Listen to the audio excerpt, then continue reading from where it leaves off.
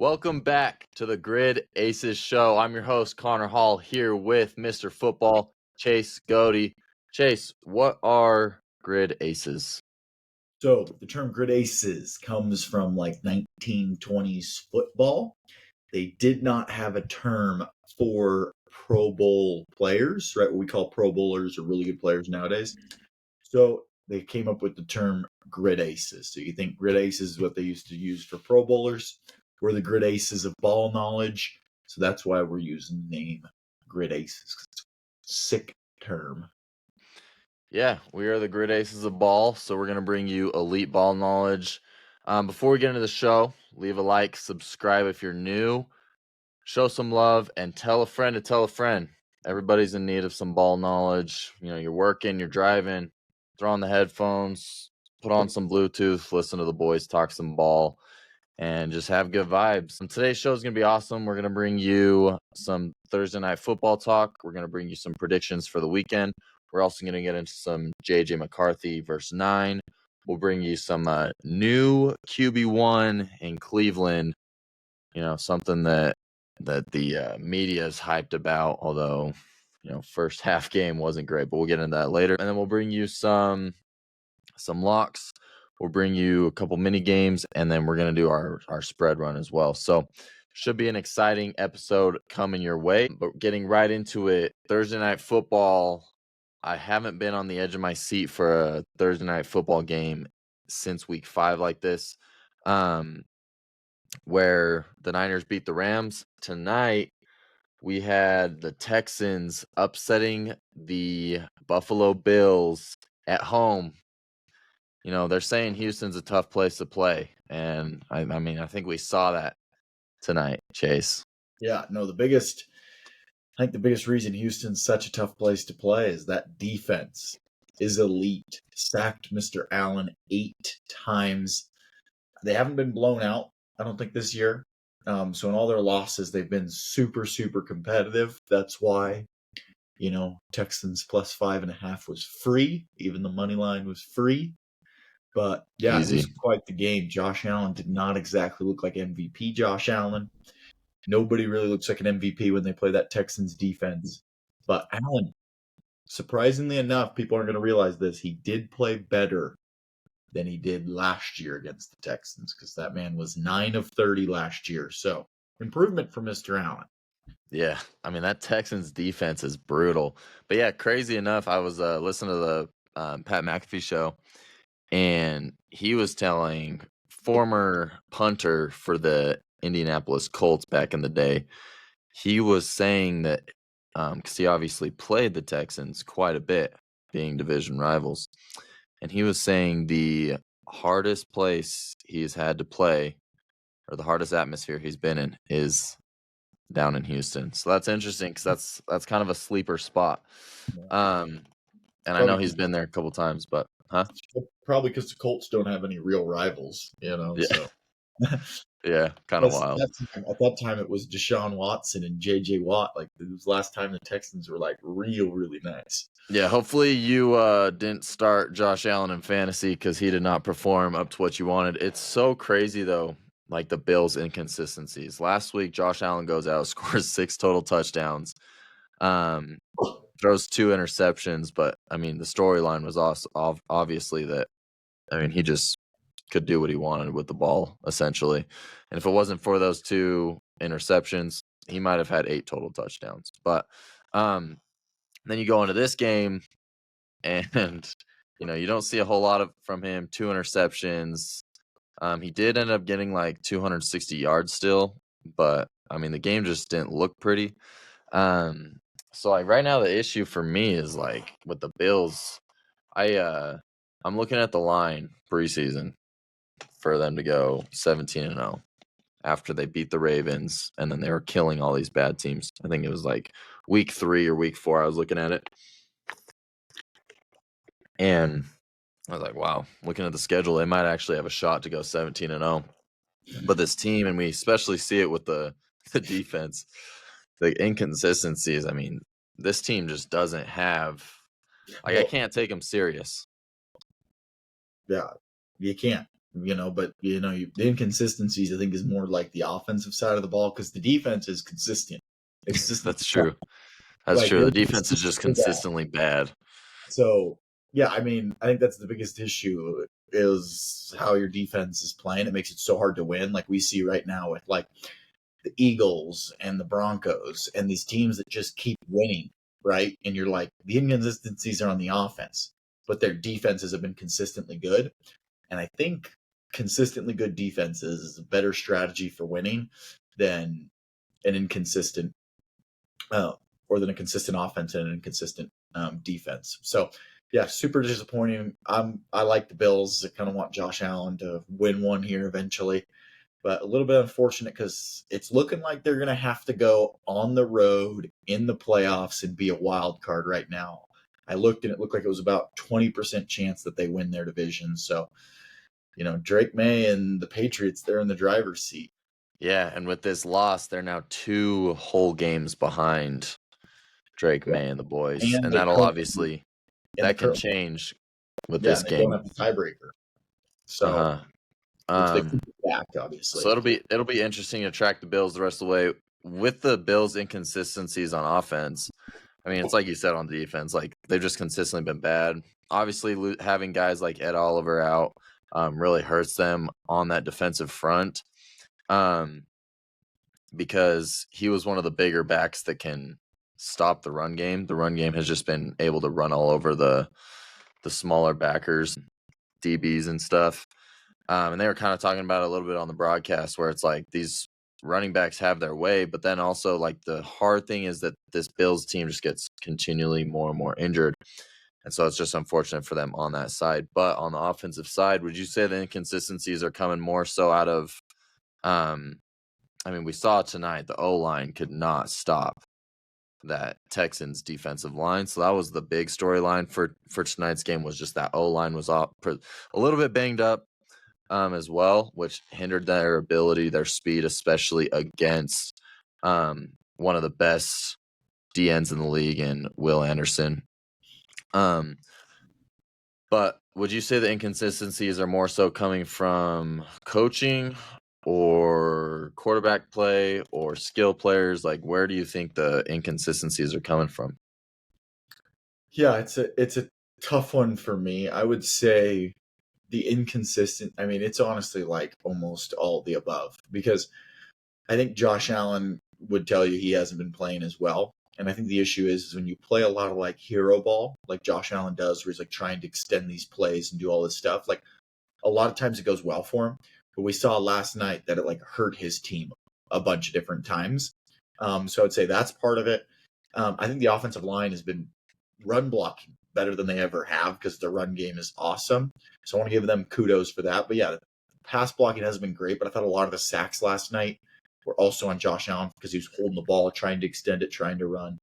Um, but I will say the skill players in Buffalo is just miserable.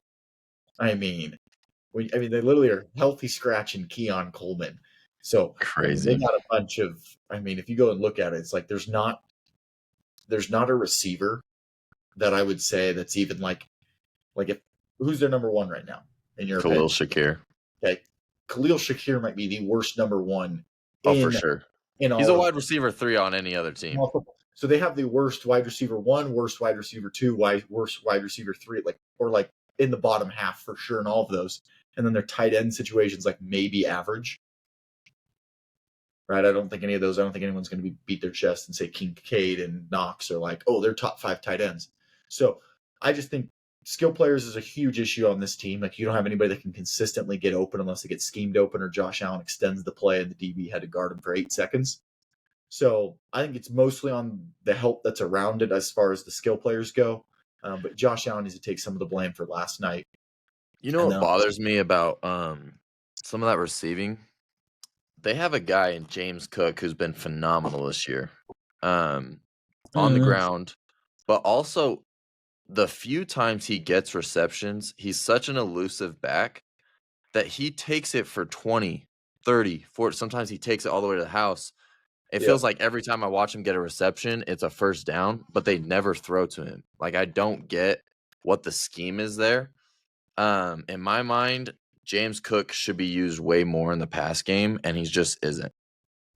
I also think they need to be giving him the ball more. So when they were winning a lot early, I mean, James Cook was the number one back in football, right? He Yeah. was more so than Taylor.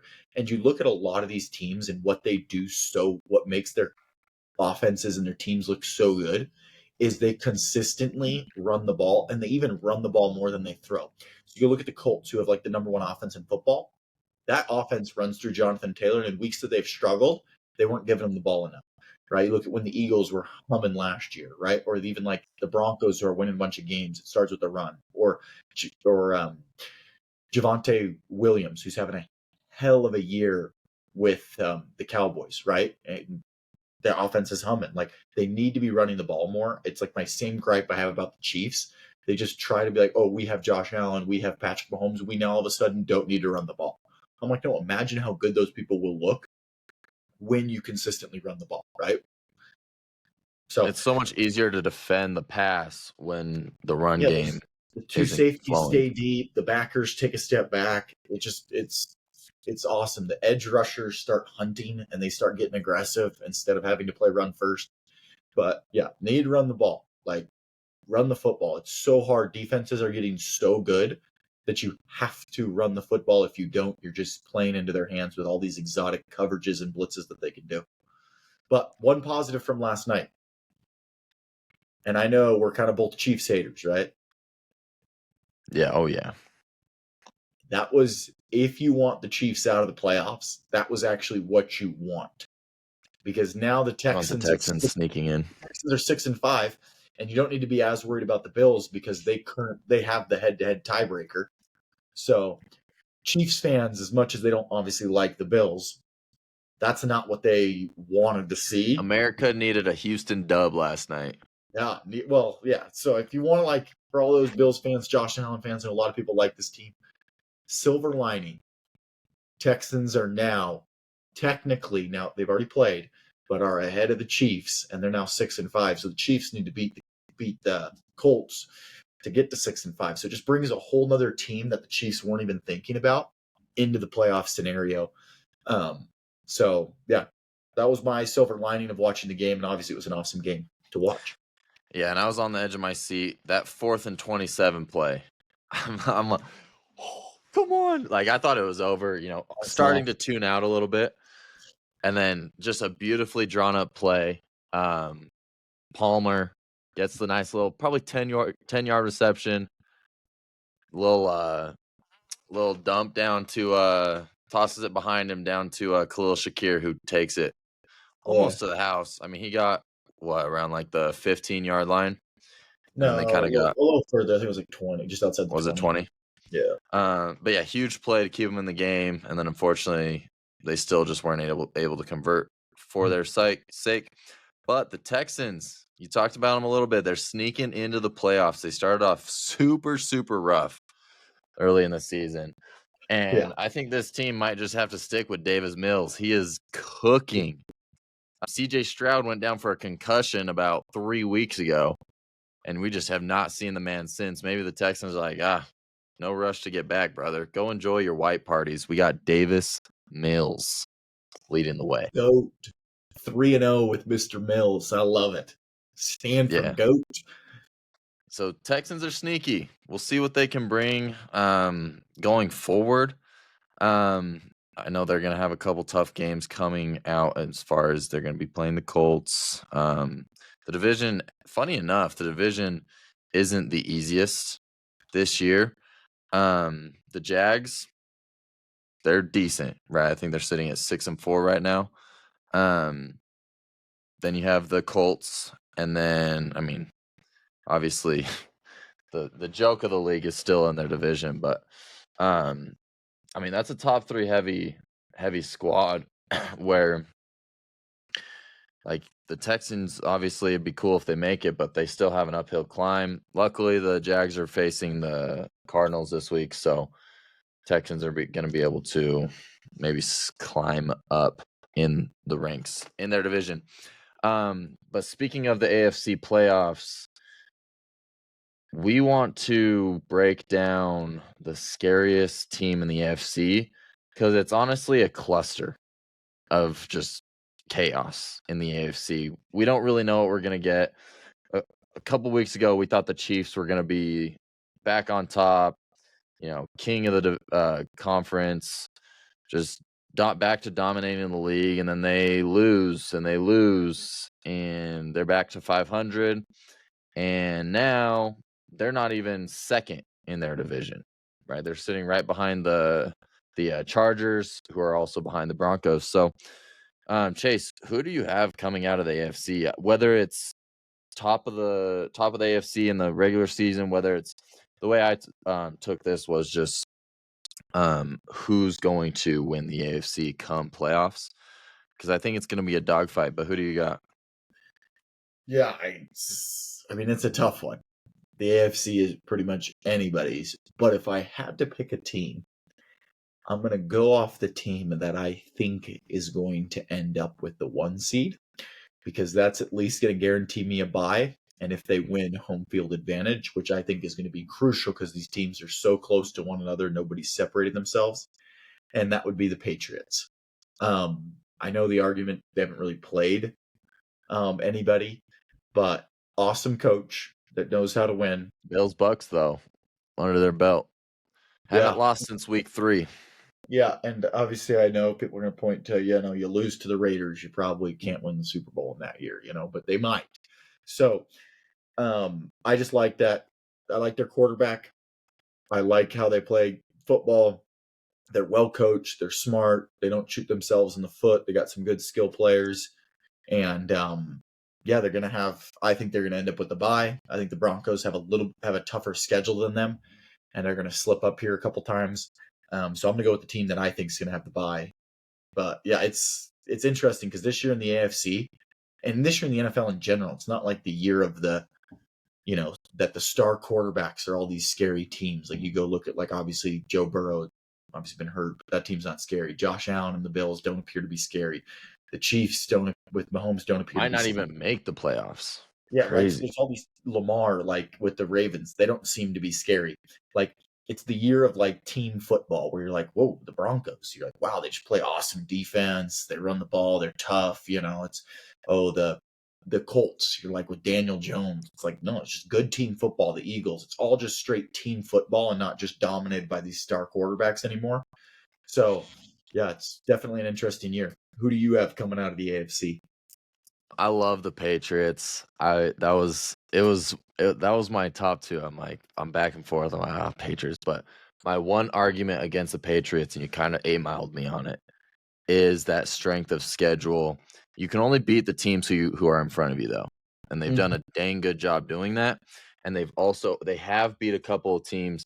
The one thing that has hurt them is we are seeing the Bills are inconsistent, right? So that Bills win isn't as impressive as maybe it was. I believe it was week 4. It's not as impressive now as it was at the time. And it makes the Bucks win not as impressive because the Bills beat Exactly. So the Bills beat the Bucks. The Bucks are hurt. So that's my biggest thing against the Patriots. And I can't believe I'm doing this.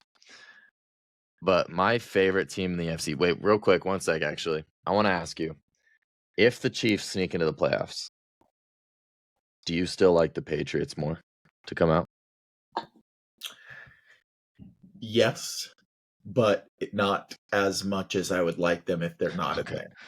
Okay. The tough thing is that the Chiefs, I mean, being a wild card team, which I think the Chiefs will end up having to be, is so hard to make the Super Bowl. Lots of wins.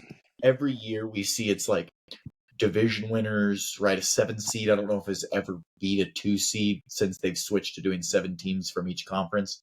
It's just so hard. But obviously, there's a reason the Chiefs are like 4th in Super Bowl odds or whatever it is still, when they have like a 55% chance to make the playoffs, is literally because everyone knows if they get into the dance that it is going to be, they are going to be just like, uh-oh, here's the Chiefs.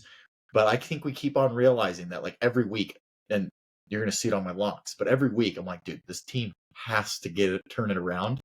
But I'm just worried if they start getting really hot towards the end of the year and they hit the playoffs in stride, based off like the caliber in the AFC, where it's like a lot of unproven teams, like over like the course of the last few years that are up there, the Patriots, the Broncos, the Colts, the Chiefs might have like relatively easier competition than they've had in the past, given they're going to have to be on the road though. But yeah, I don't want to see them. But right now, at 5-5, you can't say, Yeah, that's why I wanted to bring it up as a hypothetical because they're not in our like minds right now. But yeah. man, dude, I know. Here's the thing: I know if they do sneak in, I don't want to be whatever team has to Question for see them. you: do they make Yeah, it into the playoffs? I'd have to look at the remainder of their schedule. I know they play the Broncos again. They They'll go. play They the got to play the Chargers Colts. twice. No, they'll play the Chargers one more time. They got to Here's play the the Colts. thing: if They gotta they win out the rest of their division, because they have the Colts today, which is going to be, or not today, this weekend, which is going to be an interesting play, game. and that's going to be a close one. Next week, I'm going to argue is going to be a close one as well.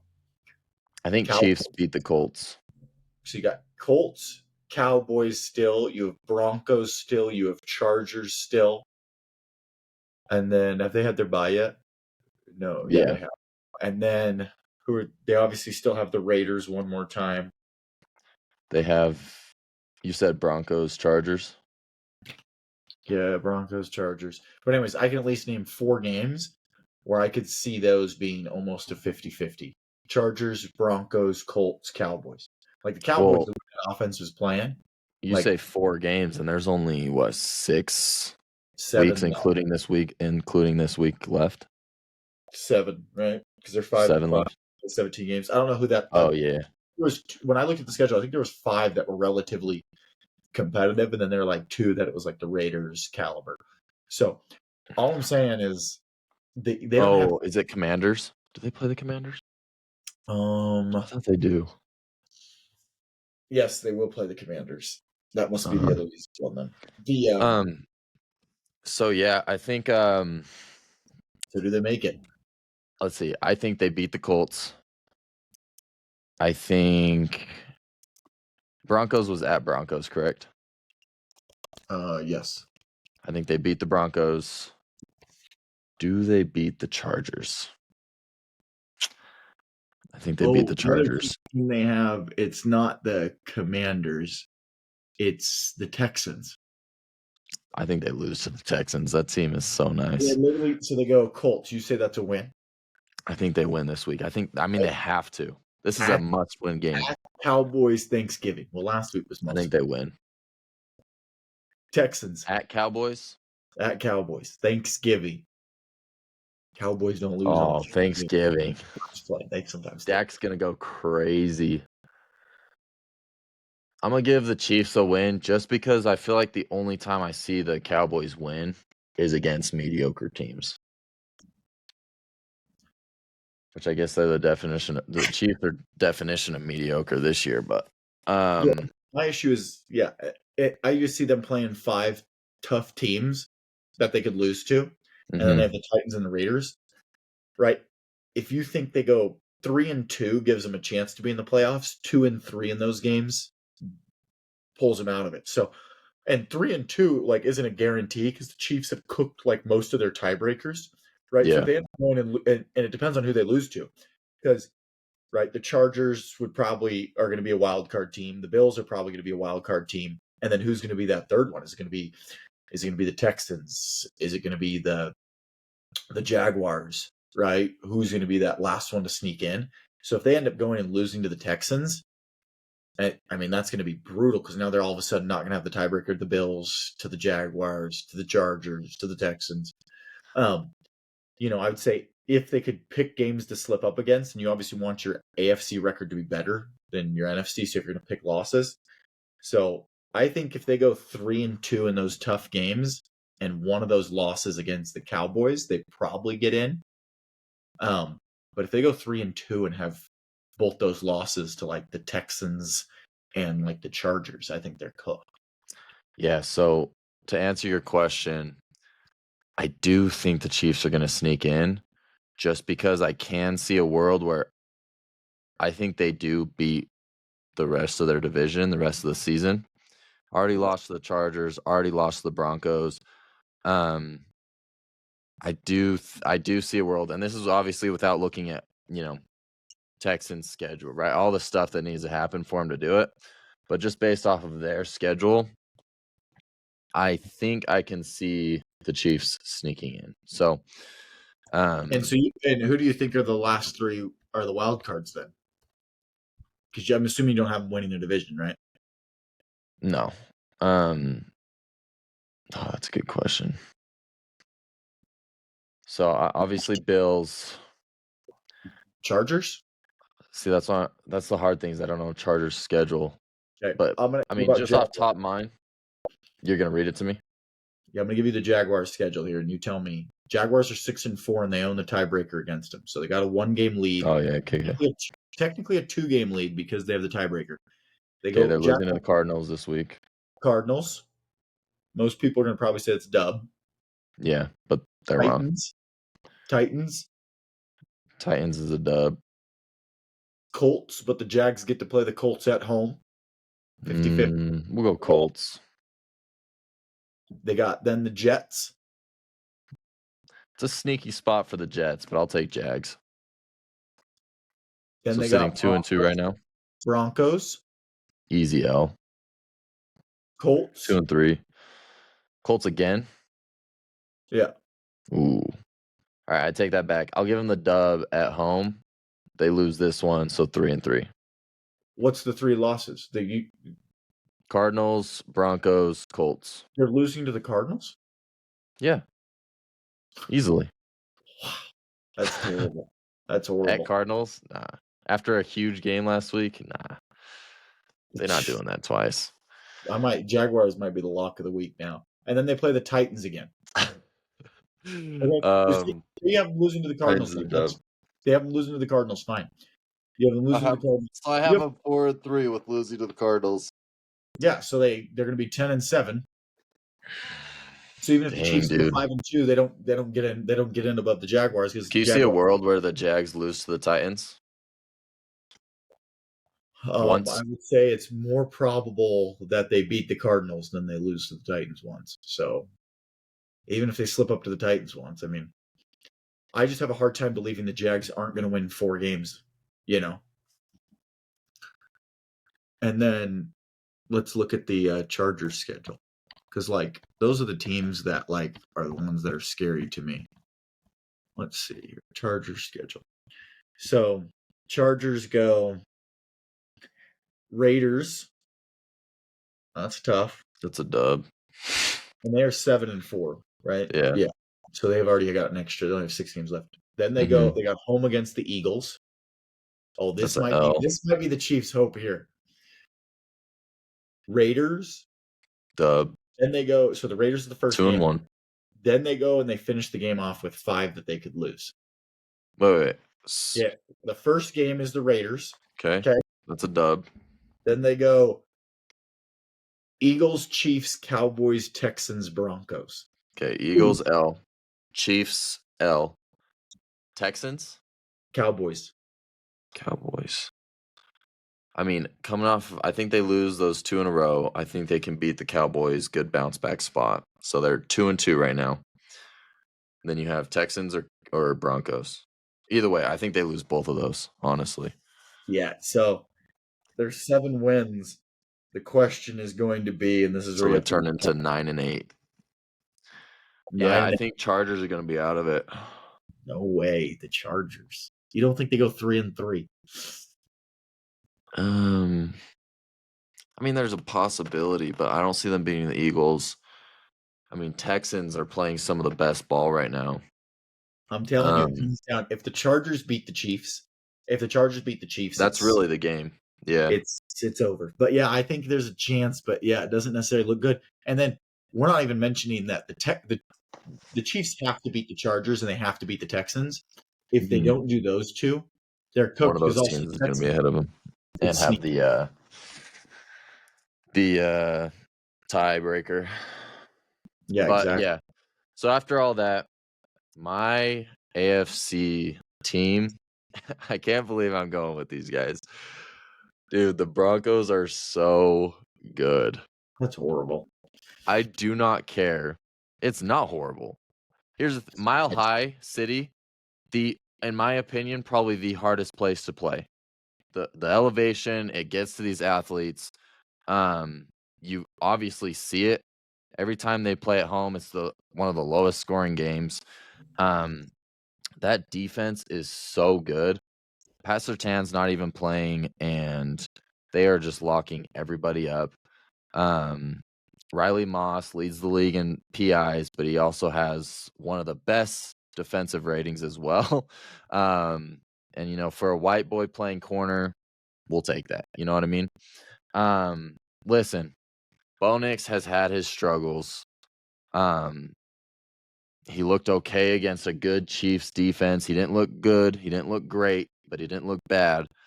And he's an experienced quarterback that even when he is struggling, they are still a top 10 team in the league in points. And then the defense is top 3. So you compare those two together, two top 10 in offense, top 10 in defense. They're going to have home field advantage for the most part. They might even get that bye.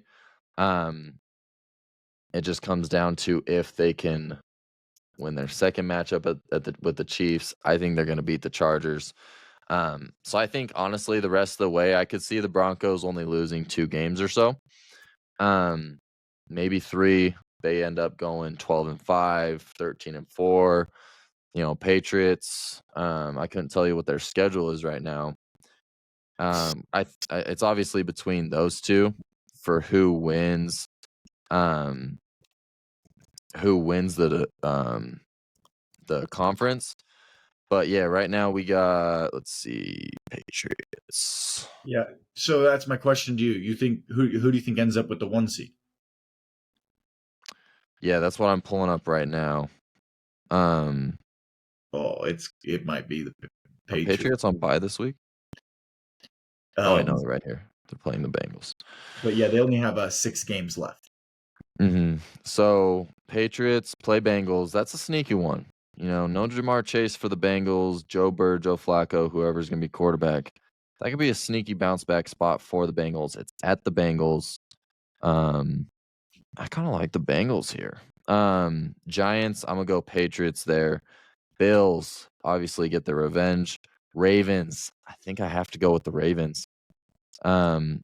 Jets, obviously we'll give to the Patriots. Dolphins will give to the Patriots. So, I mean, yeah, looking at the schedule, I could see him losing 3 and then to these division rivals. I mean, maybe they get a sneaky L just because they are. Finish the season 3-3. Yeah, I could see that. Who do you think they're going to beat the Bengals? Seeing it is one thing. That's what I'm saying. I obviously I'm not seeing from the future. I can see you can see upsets, but that's not necessarily what you believe is going to happen. I just told you what I believe. You believe 3-3. Yeah, I think they might lose to the Bengals. Do you want to place a bet on this one? I'll take them having that they go 3-3. I'll say they win at least 4. You got 3 or less. I got 4 or more.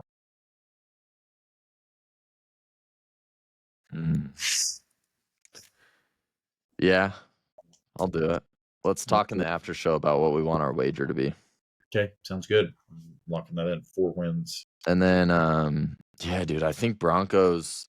Like every week, I go into the Broncos. I go watch the Broncos. Not even necessarily hate watching, but just thinking they're gonna lose, and then they just don't. Like they pull out every game, and I just think, I don't know. I think when you have had a team that's been able to perform in the clutch, we saw it last year with the Chiefs where they won all their one possession games and then they end up going to the Super Bowl. So I'm not saying the Broncos are going to win the Super Bowl, but when I'm talking about who's going to come out of the AFC, I mean, the Broncos are a team that they are one of the teams to beat right now. The whole world thought Kansas City was going to run all over them, and Broncos show up and, yeah, belts ass, honestly. So, yeah, I like the Broncos to come out. I know that's probably not it's not the popular opinion, especially on this show, because we got the biggest Bo Nix hater across the way here, and then kind of converting into a Bo Nix hater just because people be coming at us. No, but I think Bo Nix, he'll turn out to be a good quarterback. He's just struggling this season, sophomore slump, and they're still winning games, still top 10 in offense, even despite. So those are numbers that I can't argue. And they have one of the hardest cities to play in with that elevation. Now, Chase, something interesting, we both didn't have the Colts up there, despite how good the Colts have been. What is it for you that kind of turns you off of the Colts? Maybe not turns you off the Colts, maybe that's the wrong word, but what about the Colts do you not fully trust? Or you not fully bought into? It's probably my same issue on why I didn't pick the Broncos. Is I don't fully believe the quarterback position, which is super crucial, right? Because there's going to have to be a drive, right? Usually towards the end of the game where it's all on the line. If you look back at like a lot of these teams that end up making it to the Super Bowl, there has to be some good quarterback play usually. And when push comes to shove, I'm going to take Drake May over the other two. And I believe the Patriots have the easiest path to the 1 seed. Now, I would pick the Colts ahead of the Broncos because I like what the Colts do on offense. I think Shane Steichen's the coach of the year at this point. So, but I mean, Colts Broncos is pretty much a coin flip. So I would say the Colts would be my number 2, but it's just the quarterback position that's going to hold me back from being able to beat my chest on a team. Like if I'm going to beat my chest on a team, I want to at least be able to look at the quarterback and be like, that's a guy that I would want to have the ball with a minute left, and have to go and get the team in field goal range or score a touchdown. So, yeah, that's fair. I mean, Colts are number 1 in offense this season. They're top 10 in defense as well. So, scary. Colts are sneaky. I don't know, dude. Something about, again, like maybe it's schedule, maybe it's, some of these games. I feel like they've played some of these lower tier teams and they've barely squeaked out a win, which a win is a win at the end of the day. But yeah, I think I'm kind of same page. Like Daniel Jones has been great, but we've started to see a little bit of some inconsistencies pop up. And I don't know. I think it's one of those teams where I need to see it come playoffs. They got to prove it to me. Yeah, you can't knock they're barely winning against bad teams if you're going to pick the Broncos. I mean, the Broncos got 1-score wins over the Raiders and the Jets. So, And the Eagles. well, that's a good one. I think most people say that's a good one, but Yeah, exactly. That's my point. too. And the Chiefs, Eagles, Chiefs, like they have that's what I'm saying. A win is a win, right? Like, but for me, it feels like the Colts, like the Broncos have had a tough schedule, Yeah. right? And they did lose to the Colts, but on the most controversial call, probably maybe not ever, but one of the most controversial calls we've seen. And then their other loss was, I believe, to the Chargers. When the Chargers were hot, the Chargers have obviously come down to earth. Outside of that, like they've won all their games. They've had a pretty tough schedule and they are still doing what they're doing. So for me, I just think defense is so important in the NFL. We see it with the Eagles.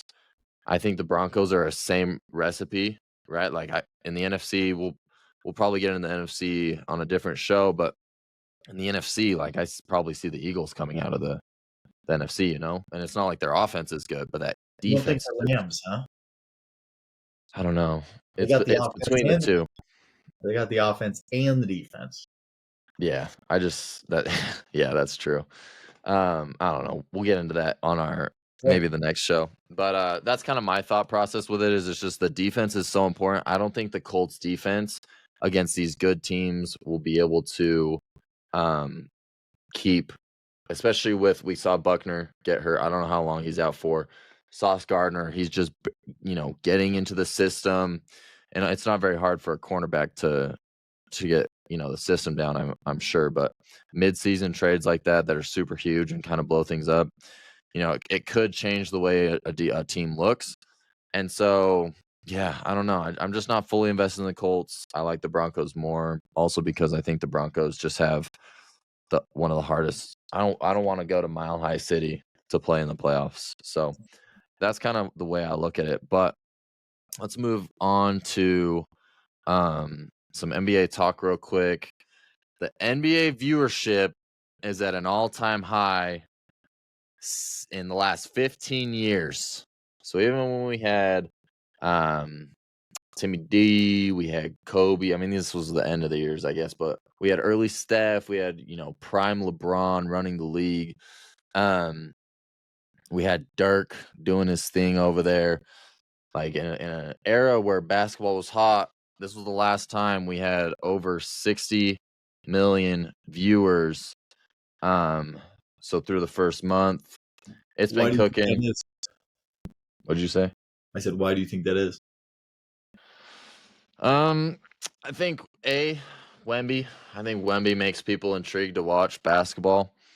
And then I also think it's probably because of all these TV deals. They saw, hey, the NFL, they have games on um Amazon Prime, they have games on Peacock, they have games on Netflix, they have games on ESPN, they have all their games spread out. Yes, I mean, and football is obviously the most popularly watched sport in America. But obviously all these streaming platforms is helping them spread their viewership. NBA took a little dip into the little NFL book ski, doing the same thing, and with their prime games and their Peacock games, it's helping them get some more viewers. Yeah, I would say, yeah, that's in my opinion, because I don't think, and I don't think you would argue that the NBA is definitely less popular now than it was, 10 years ago, right? Oh, for sure. I would say, and the difference that the NBA has from the NFL is the NFL is not nationally televising any extra games, right? They just switched their Thursday night one from CBS to Prime, right? So it's still both are nationally televised. Mm-hmm. But I would say the NBA, the smart thing that they've done is there is more nationally televised games this year than there has ever been. So, like per game viewership, I don't think is up, but total viewership is up. And I think it's smart of Adam Silver because he's like, it's obviously they haven't had the last few years that they've wanted to have as far as a lot of the viewership stuff goes. So, if you're struggling getting numbers, you might as well just televise some more games. And so I think it's smart of them to do. Yeah, and with all the negativity around the NBA the last couple years, the finals have been super bad in viewership. Regular season isn't great either. So Adam Silver finally might have figured something out. Maybe it's the only good thing he's done since coming in. Televise them all. Huh? Just televise all the games nationally. That's the next step. Just every game's Yeah.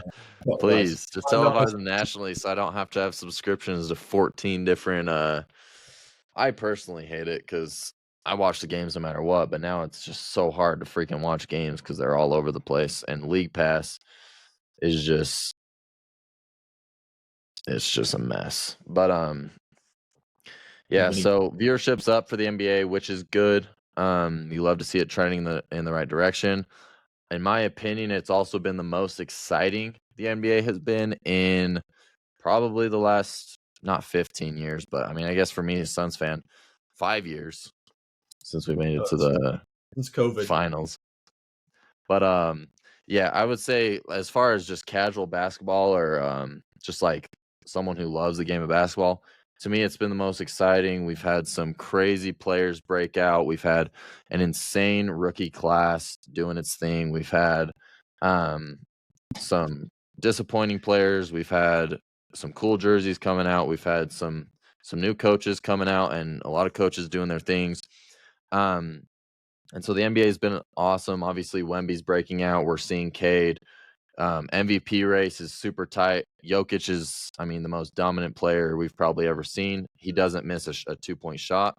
And then Shea, literally, I saw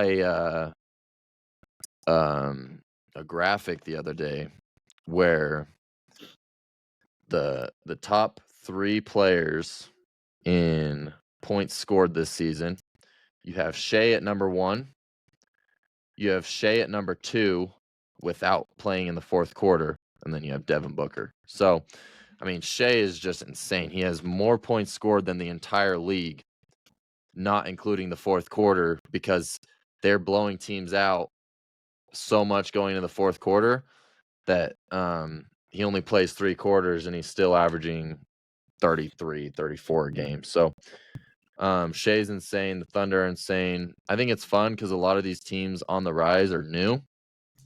A lot of these older teams that were running the league for a while, they're all right, but they're not crazy. And then now you see the Pistons, number 1 in the East. You got Thunder, number 1 in the West, but then you have the Nuggets right behind them. I mean, they're one. If Thunder are 1A, they're 1B, you know. And then you got a lot of these younger teams coming up. The Rockets look super fun. So NBA is in a good spot right now, and it's looking really good. So I'm excited about it. We've got some players wanting out and stuff, but that's some good news for the NBA. But now let's get into the Minnesota Vikings. So they just barely took another L this last week against the Bears. And the question is 9 holding JJ McCarthy back? Since his interview where he came out and he said, yeah, I have 2 personalities. My one on the field, that's 9, right? I think he was aura farming. It hasn't gone his way since, though. 150 yards per game, 2 touchdowns, and 3 interceptions, and 0-2 since that clip. Yeah,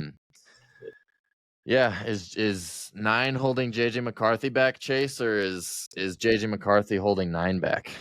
I would say both are holding each other back. I mean, JJ McCarthy wasn't great before. They just were like finding ways to win.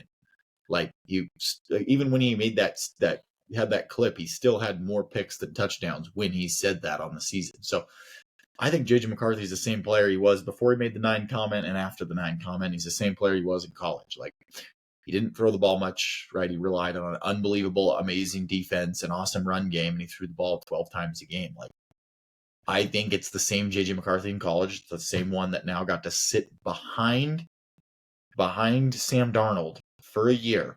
And this is what we're seeing from him. Like, this same team last year. Well, he was hurt last year. I know. So yeah, he sat behind him, right? So you still are learning, right? Yeah. Yeah. I see what you're saying. Regardless of how, like, I'm not saying that he was like benched because Yeah, I got you now. All I'm saying is he sat behind him. He learned from Sam Darnold, and this team went 14-3 last year. And Sam Darnold in this same offense was in the MVP conversation, and now JJ McCarthy with this same team and this same offense is in the conversation. Is he the worst quarterback in football? Right. So clearly the issue is JJ McCarthy, because we see all the time quarterbacks with Kevin O'Connell, with Sean McVay, with Kyle Shanahan, Shane Steichen, like these offensive geniuses at coach. Whoever they have in there looks a lot better than they probably actually maybe are. Right. And so I think JJ McCarthy, I mean, you plug him into like some of these situations, like if you put him on the Titans right now, I literally think he would have been benched after this first week. Like, it's not good. It's the missing piece for this Vikings team is they shouldn't have let Sam Darnold walk, I guess. They should have paid him whatever he wanted. You know, it's sad when I saw a report come out that the fact that this is even a conversation is crazy to me. But it said the Vikings have no interest in benching, or what was the wording? It was something around the Vikings aren't going to sit McCarthy. But obviously backups hurt. So they would literally have to start an undrafted rookie to replace McCarthy. No. So it's a weird setup. I don't even know why it was a report, but well, it's a report yes, because the Lions playing bad. yeah. But what brings up the 9 versus JJ conversation, I think, for a lot of people, is the fact that he actually does connect and perform in clutch moments. The issue is just the rest of the game. You know? So it's like, yeah. Is the fourth quarter JJ McCarthy, or is the fourth quarter 9 and then the rest is just the other player? That's kind of what the topics I've seen around the league have been. So it's a fun one. I don't know if you want a psychopath with two personalities as No. your franchise QB. You know, maybe it's something that'll work down the line. The funny thing is I see people comparing him to like Josh Allen. Listen, Josh Allen is a unicorn. Okay. Most quarterbacks that come out and start the way Josh Allen did, it's so hard to find someone that turns out the way that Josh Allen does. And he was obviously one of the most raw prospects coming out of college. So I don't think JJ's someone. I mean, JJ's like what, 25 now, 24, 25. Um, JJ's not to me as raw of a prospect as nearly at all as Josh Allen was. And he's never shown that potential. Like you said in college, it's the same thing. Like in college, right? Michigan relied on the ground game, right? And when they needed him most, he'd throw, which is probably why we see him do well in the fourth quarter.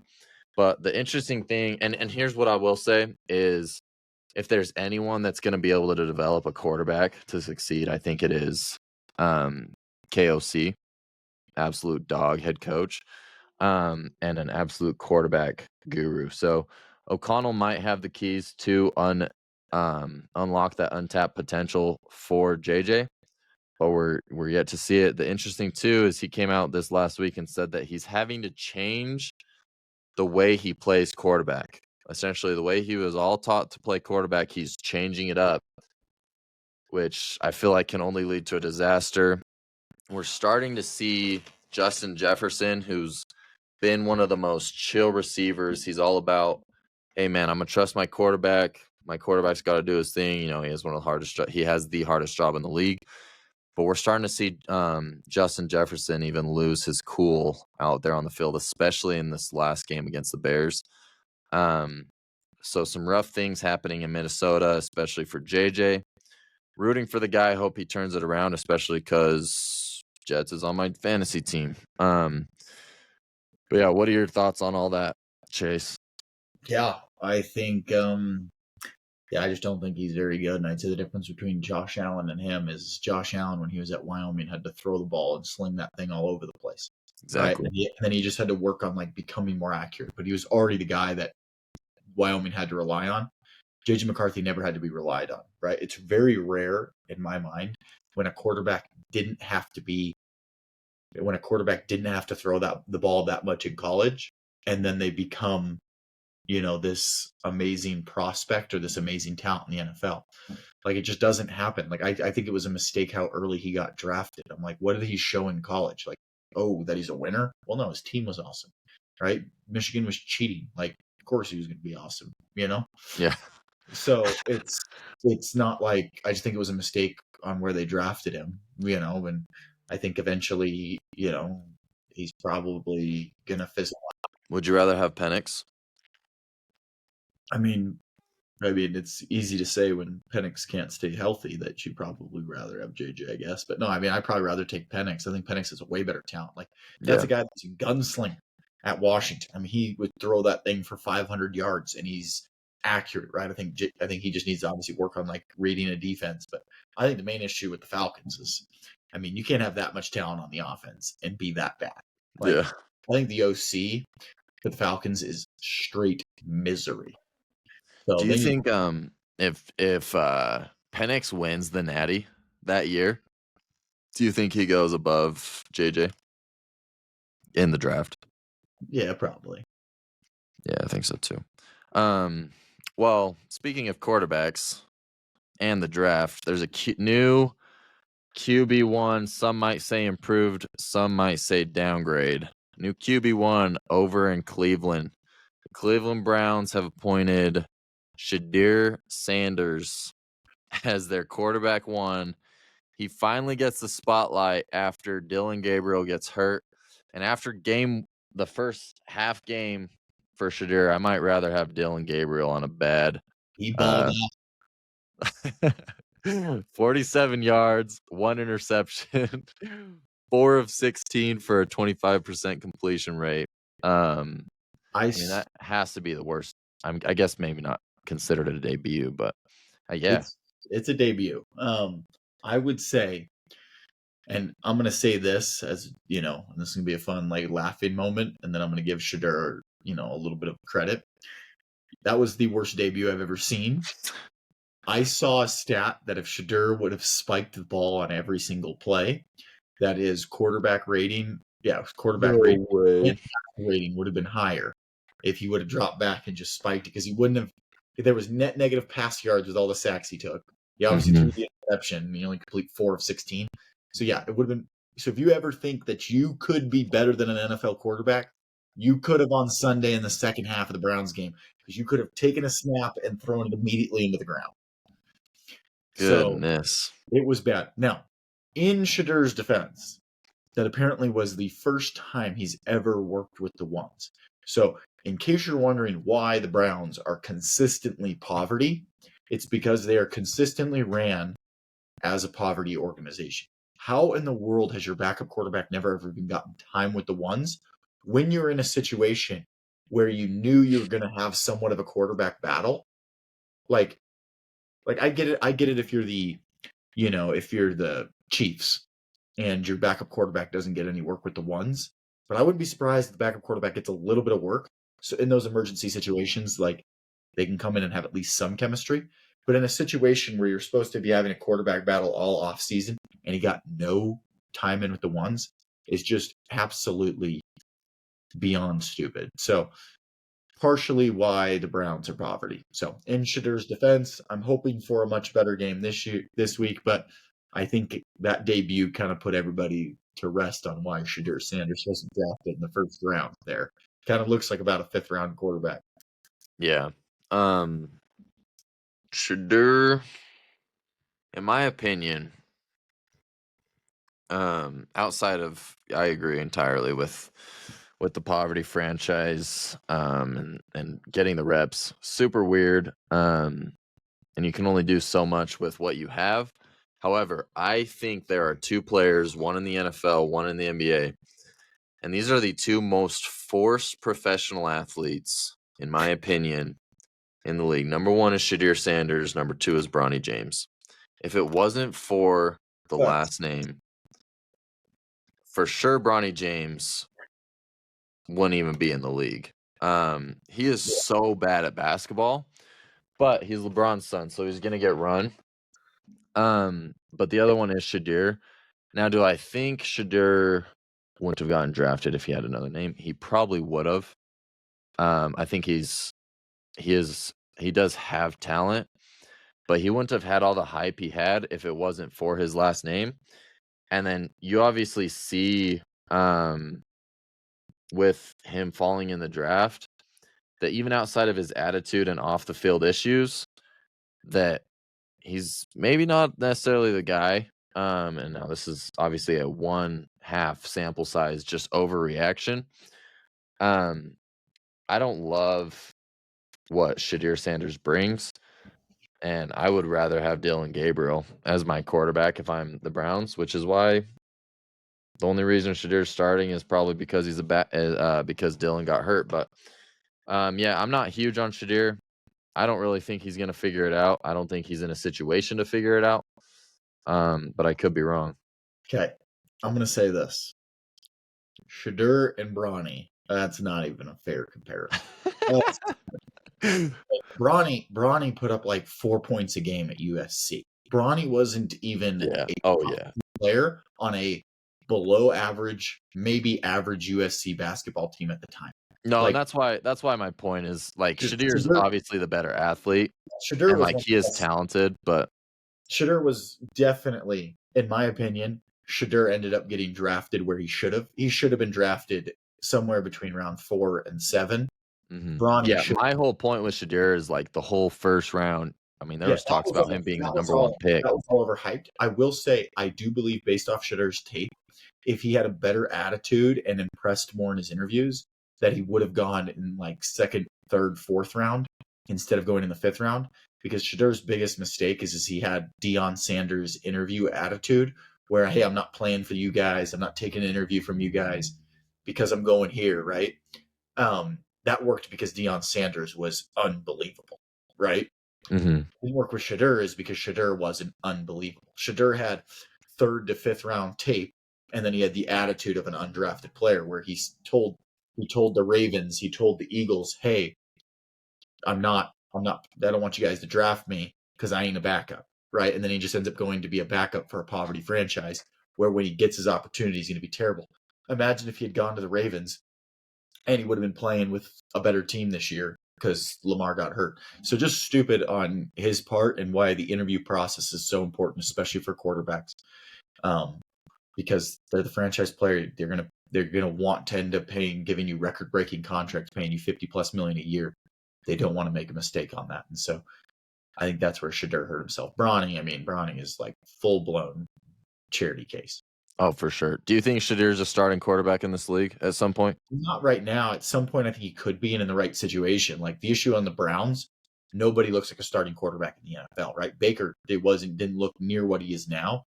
So I would say yes. I do think either something has to change with the Browns, and it has to be like, a better offense is being ran or something that's going to help him look better. Because, like, to be honest, if you plopped him on the Broncos with Sean Payton and his offense, with that unbelievable defense where you're only going to have to put up, 19 points to win or whatever, like, I think he would look like he's a serviceable starter, right? But on the Browns, if you look like a serviceable starter on really, really good teams, you would look bad on the Browns. So, it's still early. I'm just hoping that he ends up going and being a backup somewhere else and get another shot at a different team, because, the Browns is just poverty. Yeah, I agree. So this weekend brings an exciting slate of games. There are a few that are probably going to be duds, like there is every week, but there's a couple fun matchups. I'm going to give you the spreads, and we're going to speed run who you think is going to take this spread this week. Okay, so Bills were a -6 at Texans. Texans obviously covered with the win. First game going into Sunday. You ready? Yep. Giants +10.5 at Lions. Lions get into why here soon. Seahawks -13.5 at Texans. Titans. I'm going to go Titans. 13.5 is a lot of points, especially for a home team if you're going to get them. So to Titans. Okay, same thing. Jets +13.5 versus the Ravens. At the Ravens, though, right? At Ravens. Mm-hmm. I'm going to go Ravens. I've been waiting for an offensive performance, and it's on the road. Okay, Patriots -7.5 at Bengals. -5.5. Oh, that's right. It did adjust after the Jamar stuff. So yeah, -5.5 at Bengals. I am going to go Patriots. Okay, and then Colts +3.5 at Chiefs. Chiefs. Okay, Vikings +6.5 at Packers. Packers. Okay, Steelers +2.5 at Bears. Bears sneaky. We're going to go with the Steelers in this one. I think the Bears have been winning by the skin of their teeth. So we'll go Steelers +2.5. That's a close one. Jaguars -3 at Cardinals. Jaguars. All right, Browns +3.5 at Raiders. That's so bad. That's a horrible. If anybody actually, what's funny is that watch that. That game's going to be watched just because of Shadur, and that's actually why Shadur deserves to be a starter, is because at least he gets viewership, and at least the Browns are not going to be relevant. We called the Cowboys Raiders the garbage bowl, but this is actually the garbage bowl. Raiders, Eagles. I'm going Raiders. I'm going Raiders in that one because I think Shadur's debut is going to be a full so game. Bad. So bad. Hey, Gino might get sacked 14 times in that game, though. Eagles -3.5 at the Cowboys. I'm going to go.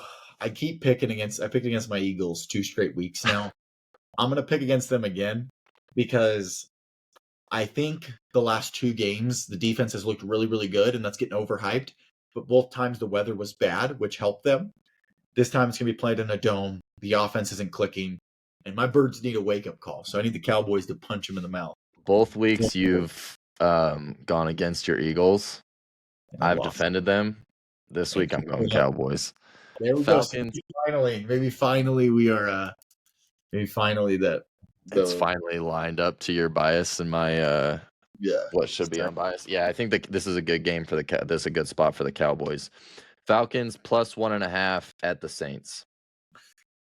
We're gonna go with the Falcons. Kirko's gonna finally play like old Kirko. That's bold.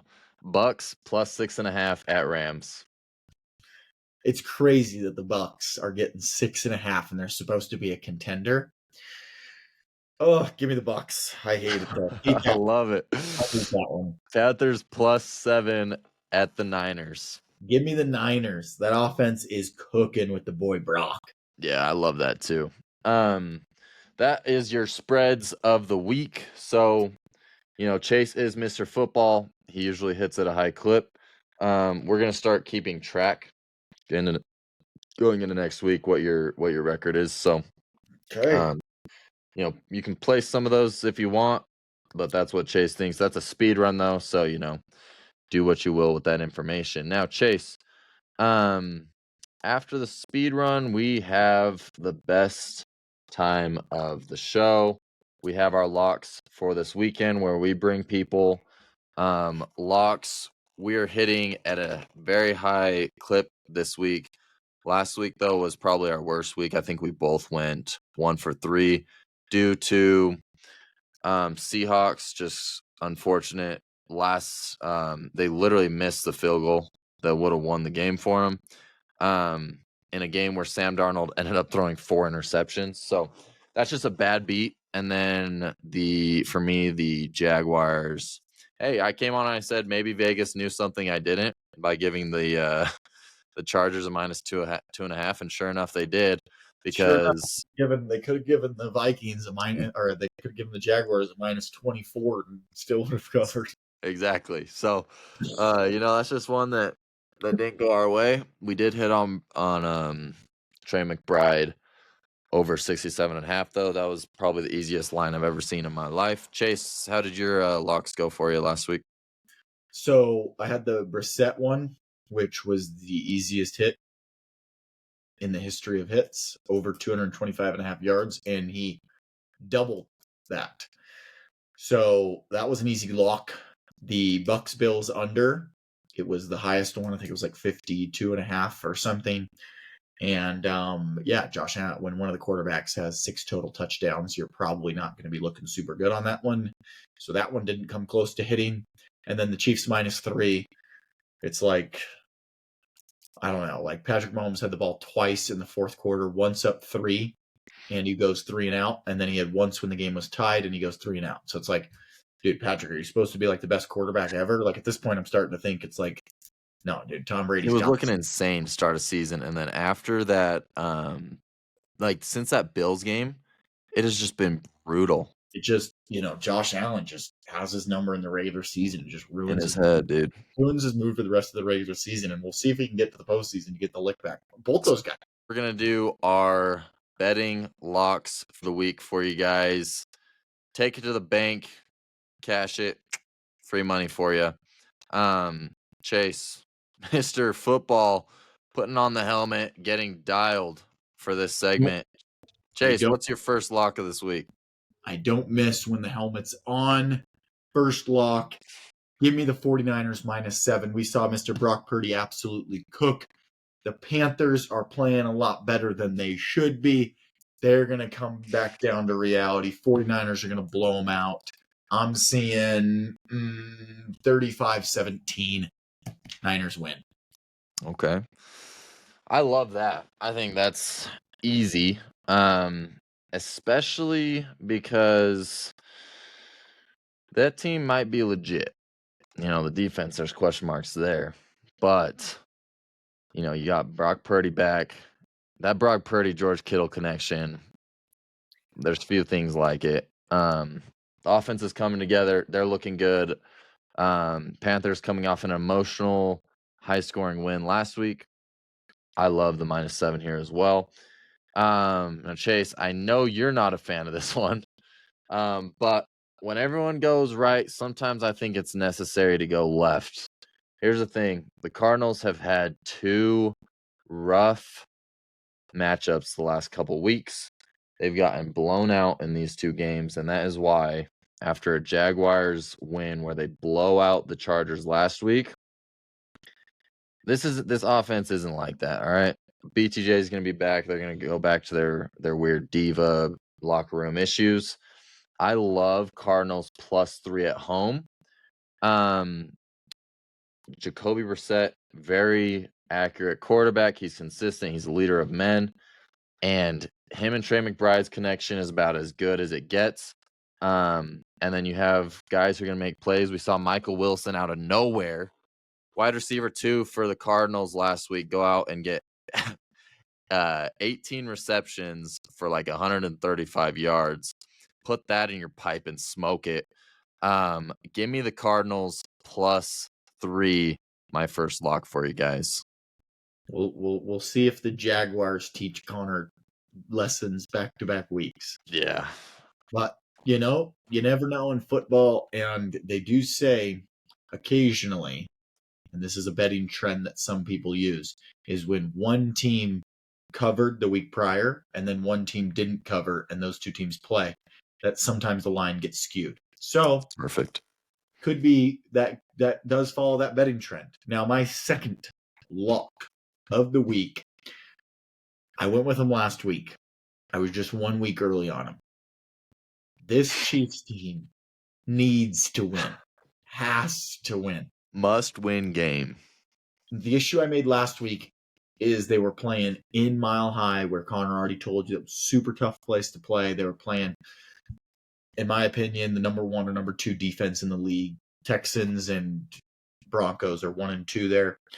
I'm taking the Chiefs -3 this week against the Colts. They're at home. They're in Arrowhead. I think it's going to be a tough place for Danny Dimes to play.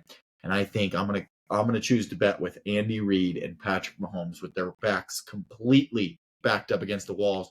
If they lose this one, it is looking very dark and dreary. And there's a reason Vegas has them 4th in Super Bowl odds, because they know that this is still a good team. Give me the Chiefs -3. Lock it in. And hey, if they end up losing, I don't even mind that. If I have to be the one to bet on them and that's going to cause them to lose, I will happily lose that money. Chiefs -3. Lock There you go. Win-win. So you talked Niners, Panthers. Bryce Young coming off a game where he went stupid crazy to beat the Falcons, over 300 passing yards, couple tugs. What do you think his line is for this game? What it should be or what Vegas is, because Vegas is going to be wrong on this one if it's your lock. I think I see Young going for about, I'm seeing like a little 240, 250 spot. Yeah. I've seen Vegas made a mistake and put it around that 210 spot. Yeah, see, it would have been nice if it was at 210. It's even nicer at 203.5. You're telling me against one of the worst defenses right now, Bryce Young can't go in there and throw 203? And with my lock is being in the Niners -7, knowing it's going to be a blowout, what are the Panthers going to have to do? Throw that thing. Exactly. And here's the thing. Who just got the completion record last week? I'm going to guess it was arguably the GOAT of the 2020s, Jacoby Brissett. Who was it against? I'm going to guess it was against the Niners CFL defense. There you go. Put it in your pipe and smoke it. Bryce Young over 203.5. It's going to be way too easy. Chase, what's your final lock of this week? Okay, this one is currently, this trend is 13-0 against the spread. Rarely you find a trend that's 13-0. And it is the Lions against the spread after a loss are 13-0 in the Dan Campbell era. It is a lot. It is a lot of points though. So it's a tough pill to swallow. But I got the Lions minus the 10.5. They're going to get it done. We're going to see a blowout. It isn't always. I don't always love having to bank on 2 blowouts in order to win 2 of my 3 locks, but I'm going to need that. Lions minus the 10.5. Dan Campbell is going to get them back after the embarrassing offensive performance on Sunday night football. Give me the Lions minus the 10.5. And that comes perfectly into my line. We're going to pair the two together, parlay them, enjoy a nice little cash out. We got Giants, Lions over 50.5. Listen, we need a lot of points here. 50.5. You have Giants as one of the worst defenses. And then you have the Lions. They're a good run defense. I don't think the Giants are going to be running too much, though. And so, as one of the worst secondaries, two defenses that can't stop the football from moving, we need a high-scoring game, and we need the Lions score a lot more points than the Giants, which I think is very doable. And then we just need the Giants to score a couple tutties here and there. Give me like a 35-21 score. That'd be perfect. No field goals. We just need straight touchdowns all the way. I think the Lions are getting at least 40, so I love that bet. It's just you got to ask yourself, are the Giants going to get at least 13? Or I guess 11, but that's kind of an awkward number. 13 would probably be the number they'd get. More realistic. Yeah, so those are our locks for you. Take it to the bank, free money, put in your pipe and smoke it, whatever you want to do. You are welcome. Chase, now we can kind of kick back and we have a little mini game we can play for some clips. This is kind of our after show. And then we'll do our little wager for the Patriots. So we'll do these games and then we'll do the wager for the Patriots. Okay. So for the first mini game, do you want to explain the game? Or do you want me to explain it? Huh? We don't even have to explain the game, do we? I mean, just like briefly say what it is, and then we'll just get into it. Because I think in the clip that we're going to post, we're not going to have it, Yeah, in the clip, it'll just be, but for the pod list, a couple pod listeners we have, then they'll just know what's going on. Okay. So for these games, how it's going to work is we're going to say a player, and the question is going to be, how many players can you name better than this player? And I might start it out at, I can name 4 people. And then Connor can be like, I can name 6. And I'm going to be, I can name 8. And Connor can, I can name 12. And then I'm going to be like, I can name 15. And Connor's going to be like, nope, you can't. And then I got to go name 15 better. And if I can't, then I'm the loser of it. So that's how this game's going to work. The very first player we're going to do is, how many quarterbacks can you name better than Jordan Love? Start us off, Connor, with the number. I can name 6 quarterbacks better than Jordan Love. I can name 8 better than Jordan Love. I can name 12. I can name 14. I can name 15. I can name 16.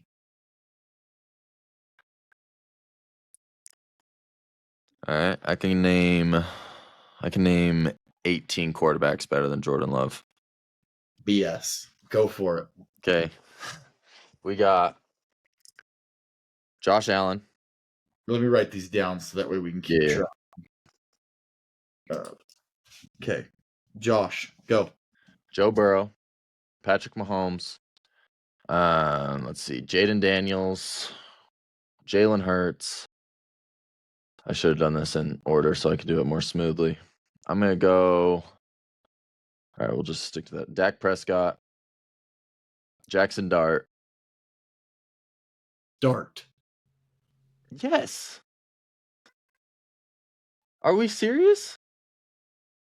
A quarterback that's played like 4 games? He's played most of the season. He's at like 7. No, Russell Wilson started what, the first 3 or 4? 3. And then Dart played like 4, and then he got hurt, and it's been the last 2 have been. Dart missed 1 game. Well, he missed the first 3. Yeah, but he's only been hurt for 1 game. 1, so he's played 6 games. So 6 games.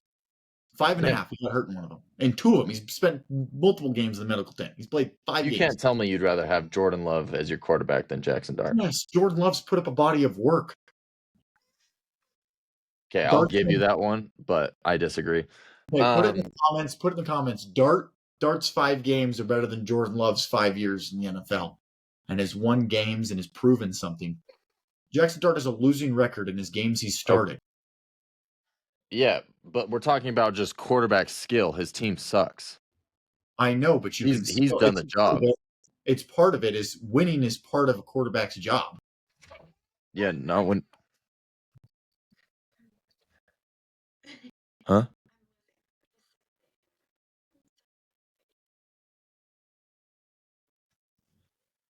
We might have to film this part later Okay. because what if we do this? So I get back Sunday. What if we do because the You little wanna do, one's going crazy. you wanna do We the get back. clips now? Yeah. What if I get back Sunday and then we could do clips either Sunday or Monday. Yeah, let's just do that. Okay. Because the problem was we had Livy chilling the No, you're whole good. time we were setting up, and then she's losing her mind. So, um, Okay, what's our wager? Bo Nix. Or not Bo Nix. Patriots. Patriots. Do you want to do something like money, or do you want to do something like fun? Loser has to place a 10-leg parlay. All right. That if it hits, the winner gets all of it. So it's gonna absolutely eat at you. Loser gets money back though. No. Well, like a $10 parlay. Yeah, I'll do like a $10 parlay. All right. Loser has to just have it on their phone. Watch that their bet hits $10 into like a grand plus, and they don't get any of it. All right. Yeah, I like that. That's fair. Patriots. I got Patriots winning, going 4 4-2. games. So that means Uh-huh. that's them getting to 13-4. You've got them finishing 12-5 or worse. Okay. Mm-hmm. I got 13-4 better. You've got 12-5 or worse. Bet. Let's run it. All Patriots right. at least 4. There it is. So keep up with the Patriots with us as you go. And that is the Grid Aces show. Leave a like, subscribe if you're new, tell a friend to tell a friend, show some love for the boys. And until next time, we're out. Peace. Peace.